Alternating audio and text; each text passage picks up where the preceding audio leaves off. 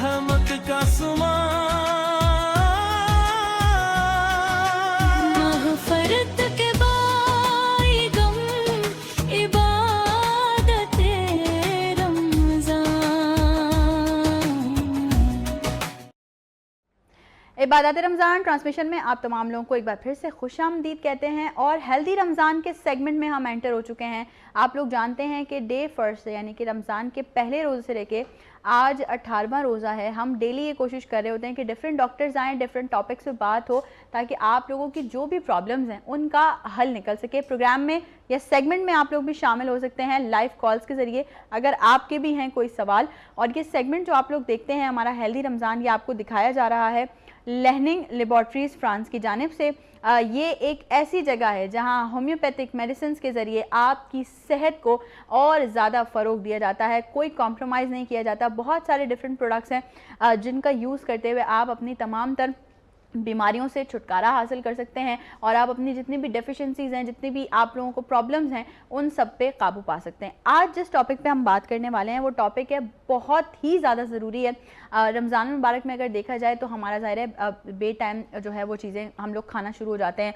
इफ्तार के बाद भी हमें पता ही नहीं है प्रॉपर तरीके से हमने इंटेक कैसे करनी है, कब खाना है, कितने पोर्शन में खाना है, जिसकी वजह से हमें डाइजेस्टिव डिसऑर्डर्स हो जाते हैं। निज़ाम हाज़मा हमारा जो है वो बड़ा मुतासिर हो जाता है। हमारे सबके साथ अमूमन कोई ना कोई होंगे जिनके साथ ये मसले होंगे, लेकिन जिनके साथ मसले नहीं हैं वो क्यों नहीं हैं? क्योंकि वो लोग एहतियात करते हैं। और वो एहतियात क्या है, वो सारी चीज़ें आज हम डिस्कस करने वाले हैं हेल्दी रमज़ान के सेगमेंट में। इसके लिए हमें ज्वाइन किया है लर्निंग लेबॉर्ट्रीज़ फ्रांस के हमारे आज के मेहमान हैं प्रोफेसर डॉक्टर अरशद नाज। अस्सलाम वालेकुम डॉक्टर साहब। बहुत शुक्रिया, बहुत शुक्रिया आप आए। डॉक्टर साहब सबसे पहले तो वजूहात पे बात कर लेते हैं कि रमज़ान मुबारक में आपका निज़ाम हाज़मा जो डिस्टर्ब होता है वो क्यों होता है?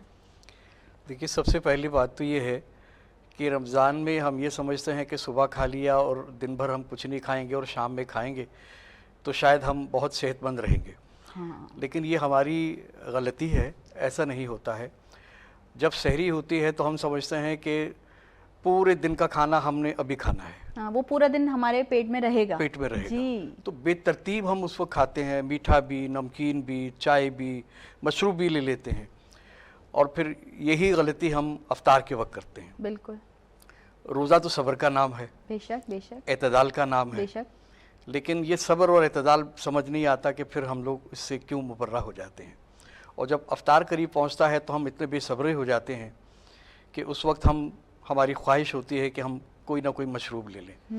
हालांकि कहीं लिखा नहीं है कि रोज़ा सिर्फ मशरूब से खुलेगा। जी। इसके लिए सबसे अहम चीज़ जो है वो सुन्नत नबी पाक सल्लल्लाहु अलैहि वसल्लम की है कि हम खजूर से रोज़ा अफ्तार करें या पानी से करें। पानी से रोज़ा अफ्तार करने का ज़्यादा सवाब है।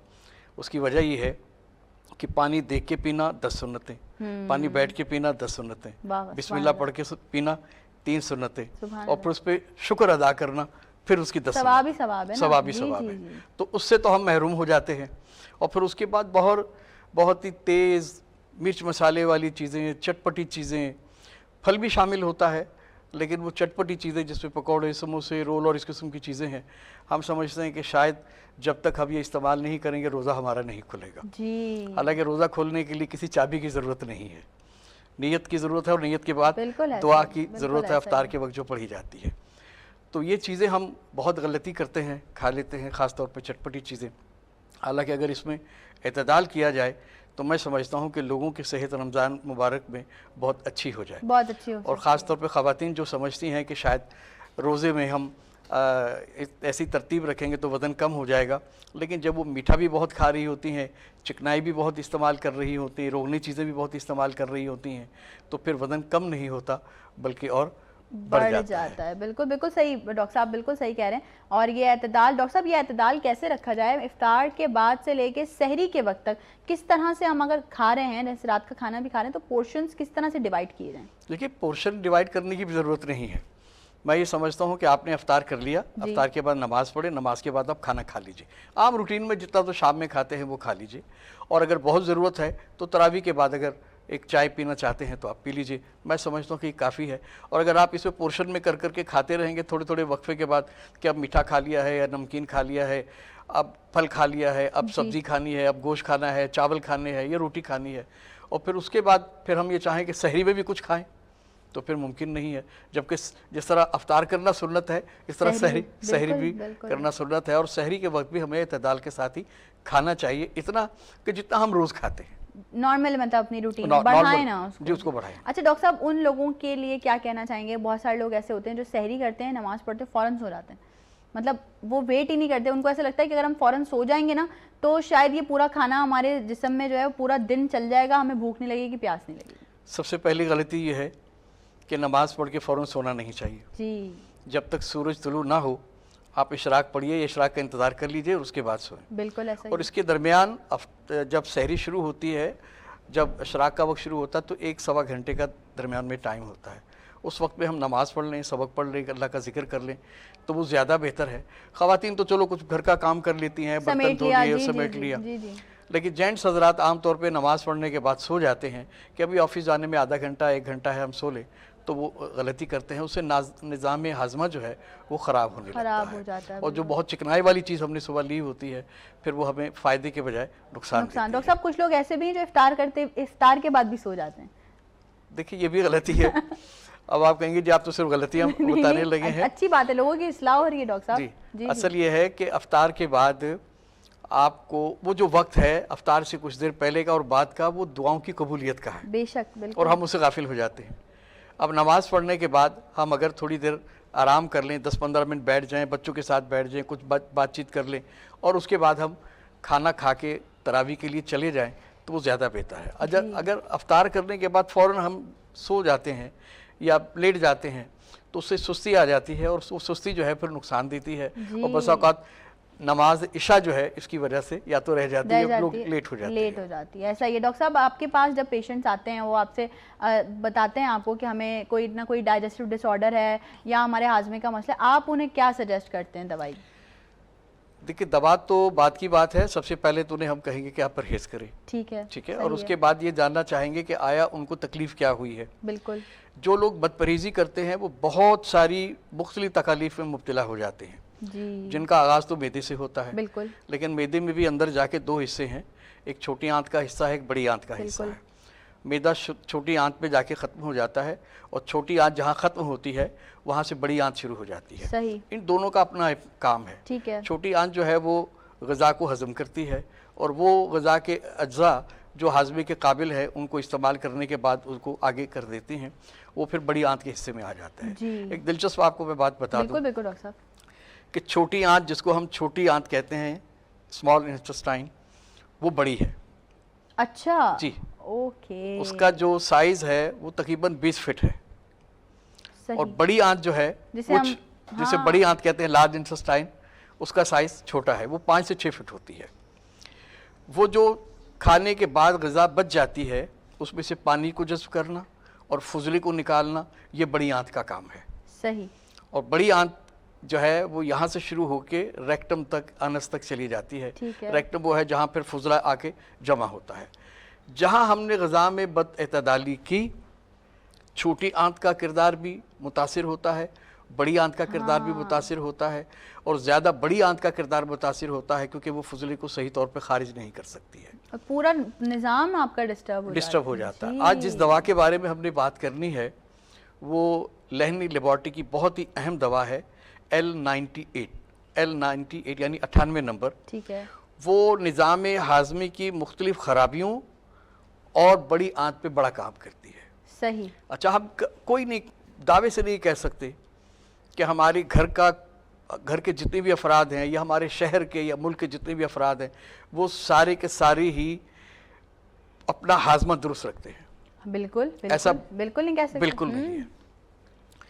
और हर घर में छोटे से लेके बड़े तक, मर्द, औरत, बूढ़े, जवान, वो निज़ाम हाजमा से कहीं ना कहीं मुतासिर ज़रूर बिल्कुल होते हैं। ऐसा ही है। और जब वो मुतासिर होते हैं तो उन्हें किसी दवा की भी ज़रूरत होती है।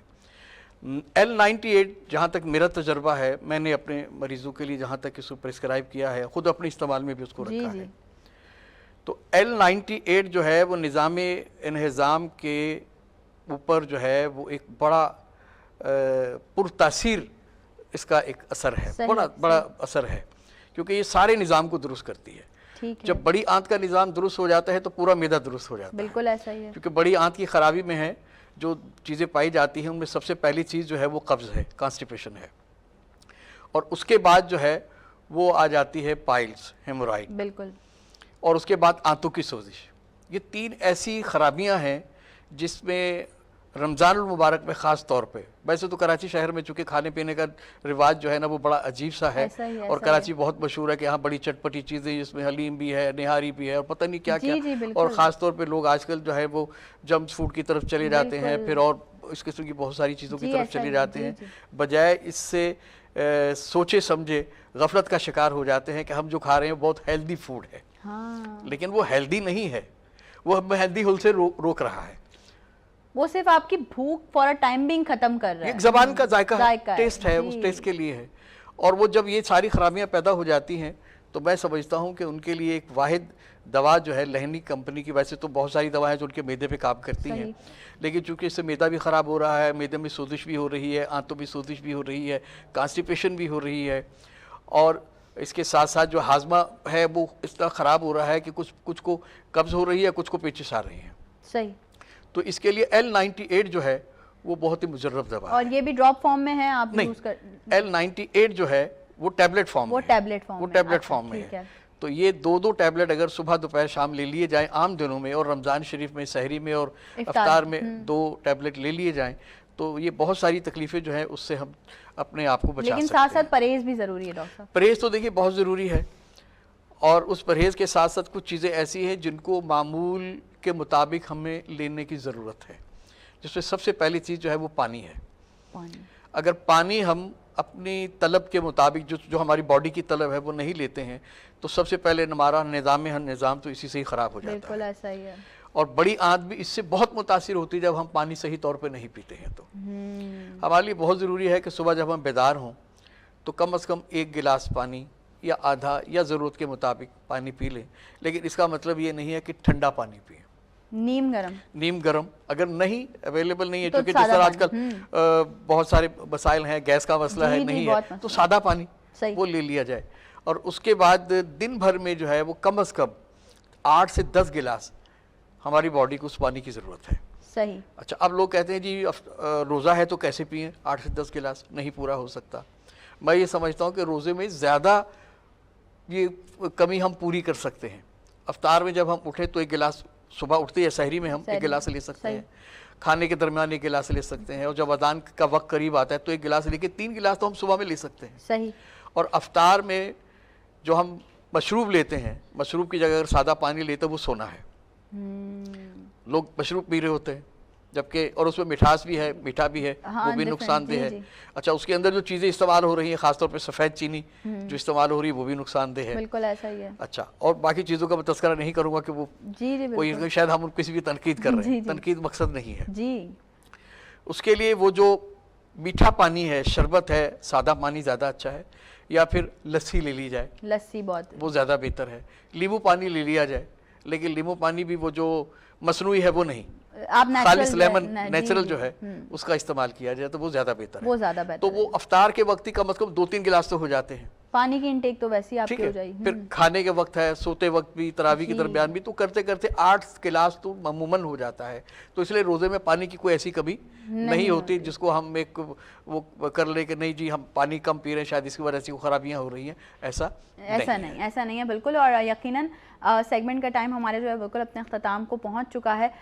डिफरेंट और भी सेगमेंट्स हैं जो आपने देखने हैं, लेकिन यकीनन आज का जो सेगमेंट हेल्दी रमज़ान रहा, बहुत सारी चीज़ें ऐसी आप लोगों के माइंड की क्लियर हुई होंगी जो कि आप लोगों के सवाल थे और आप लोगों ने सोचा कि भाई इसको किस तरह से क्लियर किया जाए, तो आज हमने उसको क्लियर कर दिया। डॉक्टर साहब बहुत शुक्रिया आपका। मैं आखिर में एक बात अगर आपकी इजाज़त हो, बिल्कुल 1 मिनट है हमारे पास। लहनी लेबॉर्ट्री के बारे में कि 90 साल हो गए इस लेबॉर्ट्री को काम करते हैं, और बहुत सारी दवाएं इन्होंने बनाई हैं जो दुनिया के बहुत सारे ममालिक में भेजी जाती हैं, लोग इनको अपने मंगवाते हैं, और पाकिस्तान में भी मेडिसिन कॉरपोरेशन जो है वो इसको यहाँ सप्लाई कर रही है, और मसूद साहब इसके लिए काम कर रहे हैं, और लहनी लेबॉर्ट्री की अद्वियात बहुत ही कामयाब भाई हैं। डॉक्टर साहब ने बहुत ही आपको जो मुतासिर है वो रेफ़र की हैं और यकीनन आप लोग भी अगर अपनी ज़िंदगी में यूज़ करना शुरू कर देंगे अद्वयात डॉक्टर के प्रिस्क्रिप्शन के साथ, तो आप लोगों की ज़िंदगी भी और हेल्दी हो जाएगी। डॉक्टर साहब बहुत शुक्रिया हमारे सेगमेंट का पार्ट बनने के लिए। और आप तमाम लोग जो हमें देख रहे हैं, अभी मेरी और आपकी मुलाकात कुछ ही देर में किचन में होने वाली है, तो अब बढ़ते हैं किचन की तरफ भी। इबादत रमज़ान ट्रांसमिशन